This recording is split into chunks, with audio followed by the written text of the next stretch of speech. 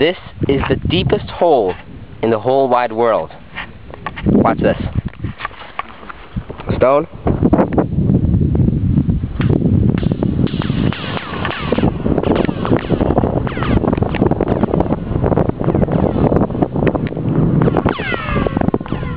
Hey man, what's up? That took about 10 seconds. Even more. Okay, now here, put the big rock.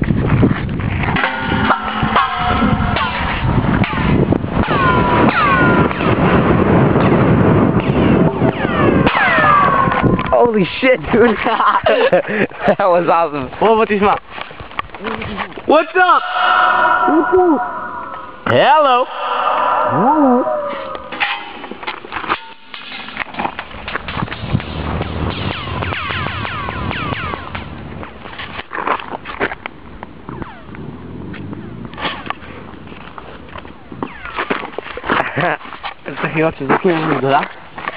It's really deep, guys. There are 4 aerospace covert facilities. This is what we call the aerospace connection in the Antelope Valley and also the San Joaquin Valley. Rockwell in the San Joaquin, Lockheed, McDonnell Douglas, and Northrop in the Antelope Valleys. And these operations are extremely suspicious. They have a surface cover activity. They call themselves RCS testing sites. That stands for radar cross-section. And apparently their presumed purpose is to test various aeroform designs atop pylons with radar cross-section. And the disturbing part is that we have found out with incontrovertible proof that there are extensive underground facilities. And for example, Northrop, we have documented to have 42 levels underground. Now, if this is radar cross-section testing, which is above ground, why do they need 42 levels underground? Also, at the Lockheed facility out in Helendale, we had an investigative reporter who saw a blueprint of the building plans for that facility that he wasn't supposed to see. It showed that they had an extensive underground facility 300 feet down.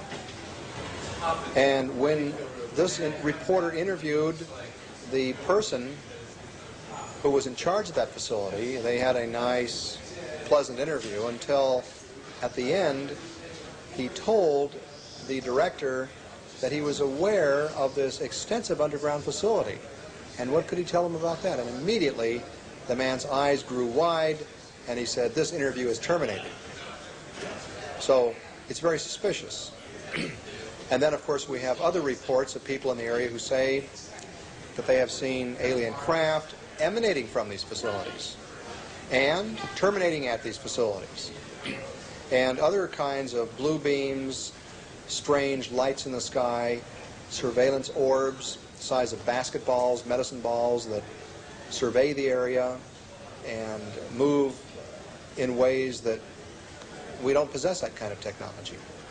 In terms of the Northrop facility, which is also known as the Anthill, the construction, the underground facility was greatly enlarged in the early 80s.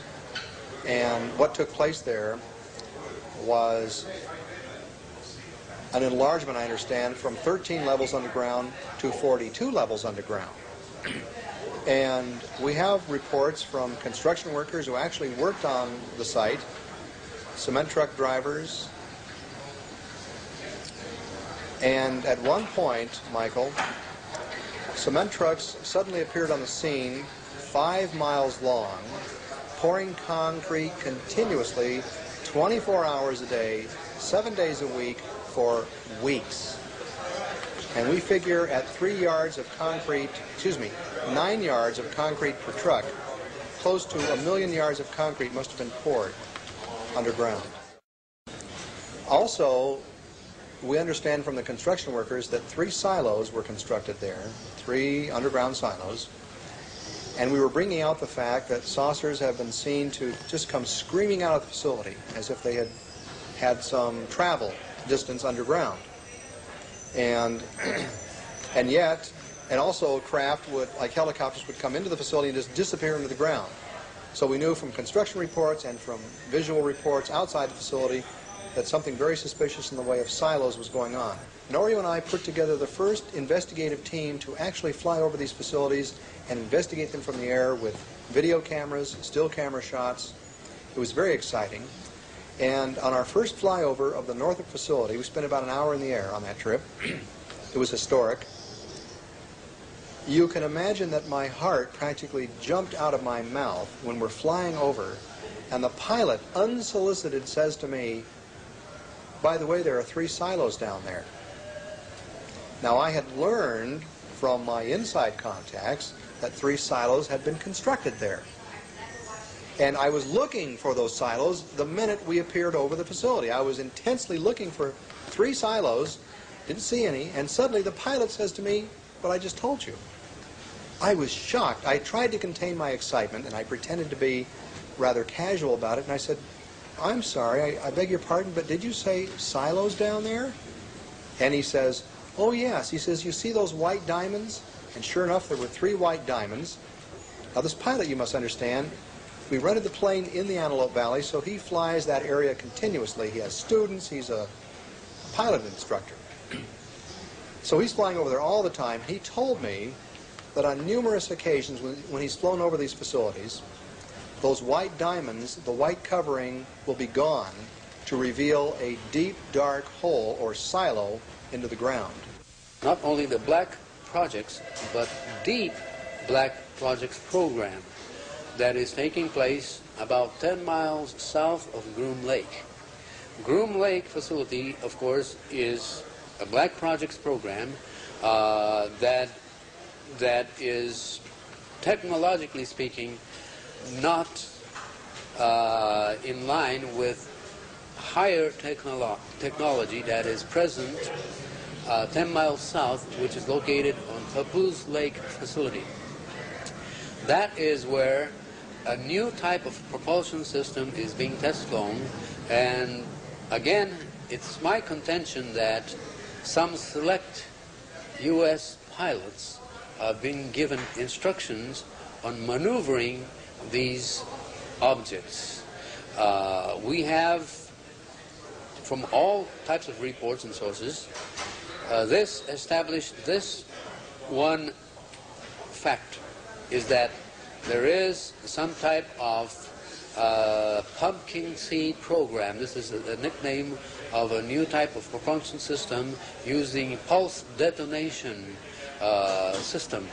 And this is known as the pumpkin seed program because these objects they have almost like a diamond-shaped the form to this. Now, this is part of the Black Projects program. However, what I've been investigating is more than that. It's the Super Deep Black Projects program, which could possibly involve technology much higher than this type of pulse propulsion system, which could be antimatter or some type of anti-matter, as Mr. Lazar has been stating. The sources of our information are not only from researchers that have received a lot of infos through Aerospace Connection. We have been in touch with several persons that confirm that Black Project program is ongoing at Groom Lake facility, Papoose Lake facility, plus other facilities such as in California, the Northrop, McDonnell Douglas, and Lockheed. All of these facilities are conducting some type of testing of certain type of aerofoams that resemble almost a disc. And it's possible, very possible, that the technology behind this could be received from some intelligence, not necessarily us. In other words, we're talking about something possible transfer of technology.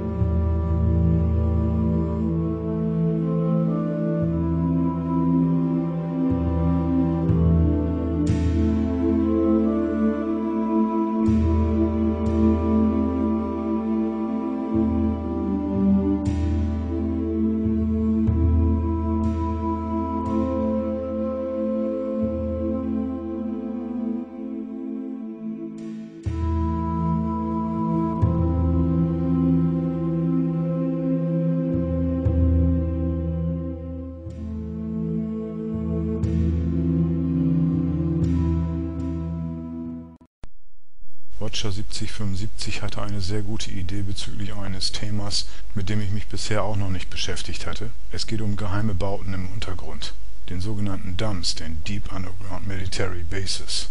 Wer sich damit näher beschäftigen möchte, der sei verwiesen auf das Project Camelot, mit C geschrieben. Aber ich möchte hier etwas Eigenes machen und deswegen habe ich einfach mal dargestellt, was ich so im Internet gefunden habe zu diesem Thema.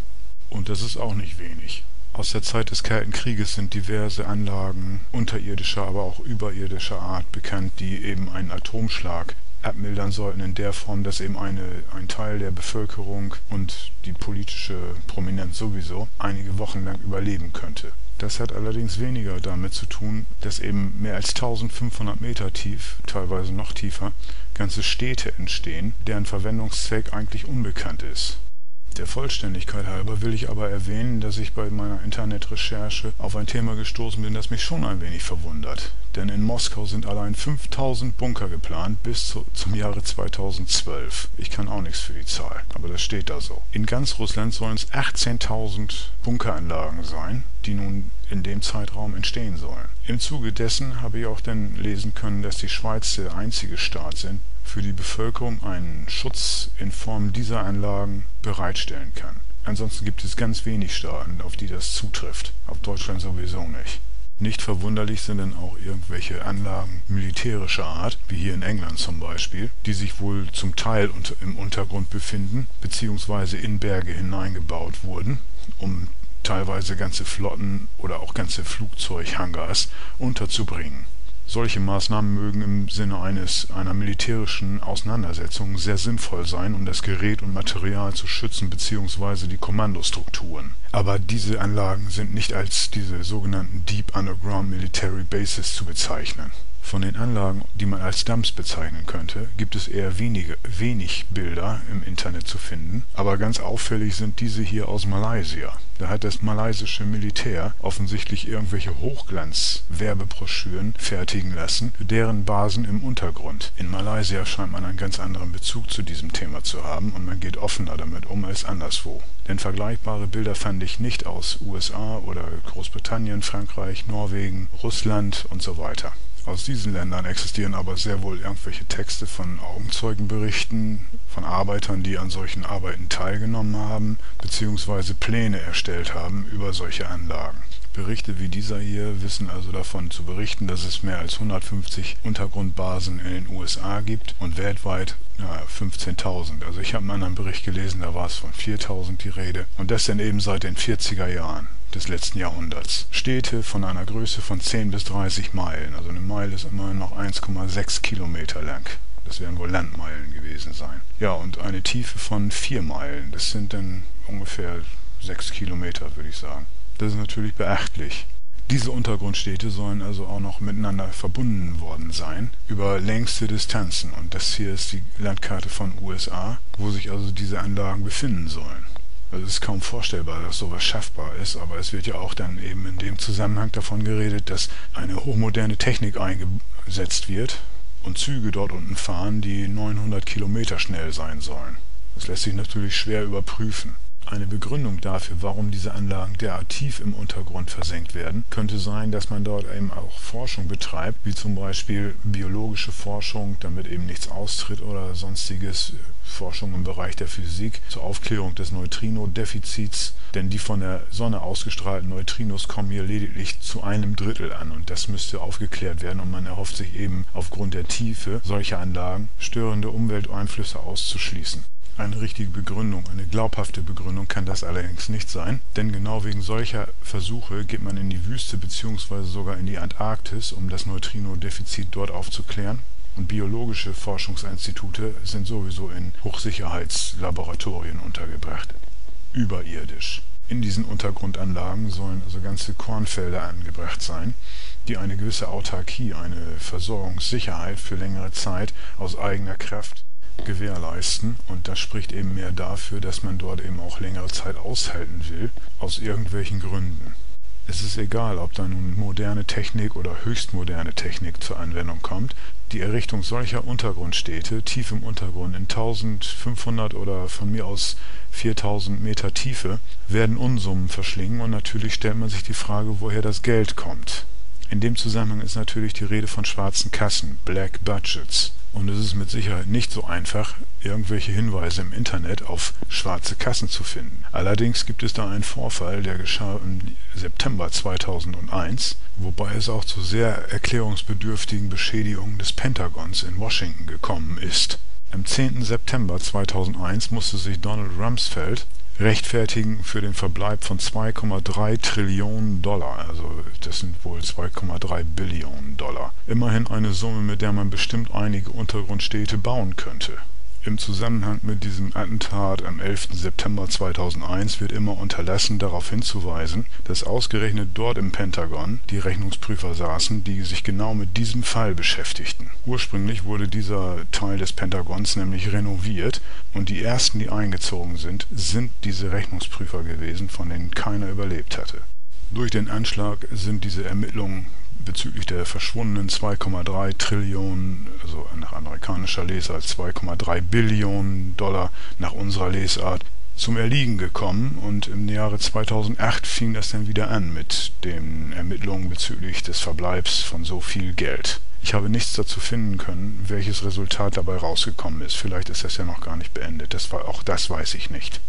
Aber es geht ja nicht nur um irgendwelche Untergrundstädte in den USA. In Russland scheint man da weniger Probleme zu haben mit der Finanzierung dessen. Und noch aus der Sowjetära stammt zum Beispiel dieses Beispiel von Beloretsk. Dort im Ural gibt es offensichtlich eine unterirdische Stadt, die die Größe von Washington DC hat, also 400 Quadratmeilen groß sein soll. Diese befindet sich unter dem Berg Yamantau. In Russland soll es diverse dieser Anlagen geben und von russischen Anlagen außerhalb Russlands ist nichts bekannt. Anders verhält es sich mit den USA, denn diese unterhält in Australien zum Beispiel 63 Anlagen tief unter der Erde und in diesen Anlagen sollen mindestens 1000 CIA-Angestellte beschäftigt sein. Zu welchem Zweck sind diese Anlagen wirklich erbaut worden? Das ist sehr schwer zu beantworten. Im Internet ist sehr viel zu finden bezüglich des Planet X, der da in regelmäßigen Abständen kommen soll und Verheerendes bewirken soll auf der Oberfläche der Erde. Nur so viel dazu. Paläontologische Untersuchungen haben bisher aber nicht nachweisen können, dass es zu regelmäßigen Aussterbeereignissen in der Tierwelt gekommen ist, was zwingend notwendig sein müsste, um einen Planeten Niribu, der regelmäßig die Erde heimsucht, nachweisen könnte. Bleibt noch die Vermutung, dass dieser Planet Niribu oder Planet X in unregelmäßigen Bahnen die Erde kreuzt oder wie auch immer. Es könnte sich allerdings auch um ein anderes galaktisches Ereignis handeln, auf das man sich hier auf der Erde einrichten möchte. 1991 konnte man beobachten in einer Nachbargalaxie, wie es dort zu einem Gammastrahlenausbruch gekommen ist. Um zu erfahren, ob auch unsere Galaxie ein solches Phänomen aufzuweisen hat, wurde die Raumsonde Fermi gestartet. Deren Bilder weisen nun nach, dass auch unsere Galaxie ein solches Phänomen aufzuweisen hat, und der Gammastrahlenausbruch betrifft eine Region von 25 Millionen Lichtjahren. Eine aktuelle Bedrohung ergibt sich daraus aber nicht unbedingt. Dieses Ereignis ist Millionen Jahre alt und breitet sich anscheinend ebenso langsam aus. Ob eine aktuelle Bedrohung für die Erde besteht, ließ sich leider nicht ermitteln. Dennoch scheint man sich auf irgendetwas vorzubereiten, denn auf Spitzbergen wurde der sogenannte Doomsday-Bunker gebaut. Dieser dient der Sicherheit des Erbgutes der Pflanzen dieser Erde. Für den Fall eines globalen, katastrophalen Ereignisses hätte man dann eben die Sicherheit, auf Pflanzenmaterial zurückzugreifen, um diese Katastrophe dann zu überleben. Bis hierhin erstmal. Ich wünsche euch alles Gute. Gehabt euch wohl. My name is Princess Kaoru Nakamaru from Japan. In 1976, I had fantastic spiritual experience. Ever since then, my third eye opened, so I could communicate with the UFO people, and also inside the Earth, there is a very high civilization existing. Particularly the head of the librarian inside of the Earth. I also communicate with them, and from all of these information, I am convinced 2012, December 22nd on, 3 days, when this Earth are going into the 5th dimension, there is a place called Nuru. When we are passing through that place, 3 days, 3 nights, we are not able to use the electricity, the completely darkness, day and night. No sun, no stars, no light at all. We are completely in dark 3 days. No mass media or no information are announced to these people on this planet. Hidden government people know it. Just by themselves, they thought that they can be saved. They try to escape from this planet, or they are digging the underground city under Atlanta, Norway, Holland, Switzerland, Australia. About 10,000 people elite could be saved by living there. I don't think they are saved anyway. We need to purify our spiritual condition, physically and spiritually. I will tell you how to do it. It is very important. Almighty God, the creator of the God itself, is the light and love and energy. Part of that energy of the love we have in our heart. We can tell a lie to the other people, but we cannot tell a lie to ourselves. That is the conscience, I would call. Each human being has that beautiful part of the Creator in our soul that will reincarnate. That is the eternal life we have inside. That means, in order to purify our soul, every 5 years or so since we are born, we can take a look at, with that conscience, how we behaved, how we thought, how we talked about. And all of these things can clarify by looking at our life every 5 years up until now. This way, each time we find something, we did something harmful to the other people, we can clarify and we can purify that. And each time we find it, our heart expands. We can breathe it very deeply, and each time we have that experience, all this darkness are going out of our heart, but all this golden light is coming into our heart. That way, we can see better and better. We still have some time until 2012, December 12, 22nd. Physically, we also can purify our body. First of all, we should never drink canned juice or canned beer. Aluminum is very, very harmful to our body. Without knowing, we take all this poisonous food or drink. So each of our body, we can take care of ourselves, things like that. And some kind of exercise is necessary, and each day we can reflect our spirit, how it is.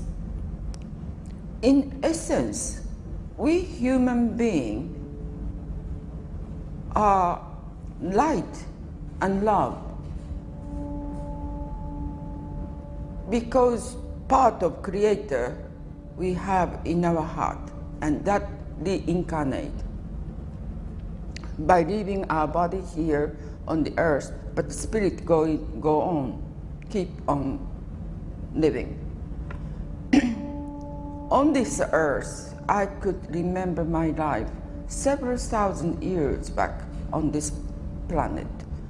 And besides many, many other parts of the planet I lived, all this memory coming back, and I could speak the language I've never learned even. So physically, I experienced the incarnation theory is correct. Well, whoever listened to this conference theme, I think people is saved. We are so divided after 1913, the kind of people who believe in this kind of concept, the kind of people who don't, they're splitting very, very deeply, and all this side, the kind of people who don't understand this or not believing it, or completely dark spiritual condition, they will be born to the other planet, just like the earth, this earth. There is a violence, there is a war. They will be born to the other planet. So we are ready now to have a wonderful conference very soon, very shortly. Thank you very much.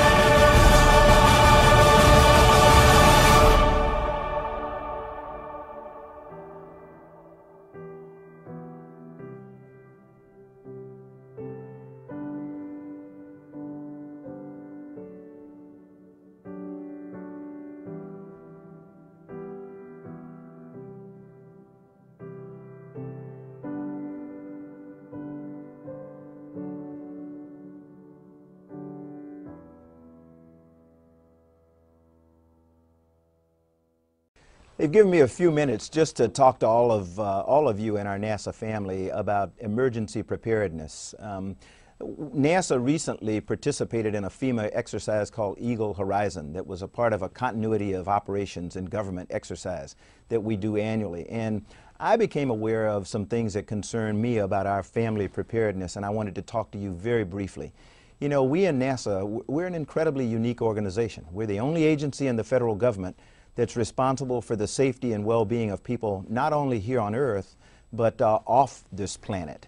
So my experience in the astronaut office, my experience as an active duty Marine, always talked about the importance of family preparedness and to make sure that we had a viable family support program.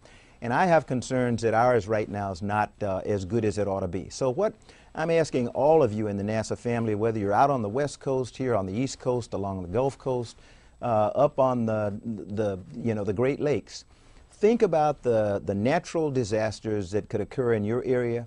Think about attacks that could come like 9/11 from outside forces, and talk to your family about your work and what they need to do to prepare for the unforeseen. Develop a family preparedness plan in your house. Have an emergency supply kit available. Most people who live along the Gulf Coast always have an emergency kit for hurricanes. I'm not sure whether people out on the West Coast think about earthquakes and the like, but have an emergency supply kit at your home. Think about a family communications plan. Where are we going to meet if an emergency occurs and we're all over town? What are we going to do? Are we going to call each other on the cell phone? Just think about those things. If you have pets, think about a pet preparedness plan. How are you going to make sure that they're taken care of when you're spread all over the place? And then if you have family members who have special needs preparedness. The most important asset for us to successfully complete our mission is that our people, our families mainly, are taken care of so that we can come to work and feel good that if an emergency arises, our families are going to be taken care of. So I would ask you again, sit with your families, think about what you would do in an emergency situation. I hope that you'll embrace and support the Family Preparedness Program as we all get better prepared to deal with these emergencies. Know your stuff. Know what it is that you're going to do. Know what it is that you want your family to do if an emergency arises. But most of all, be prepared.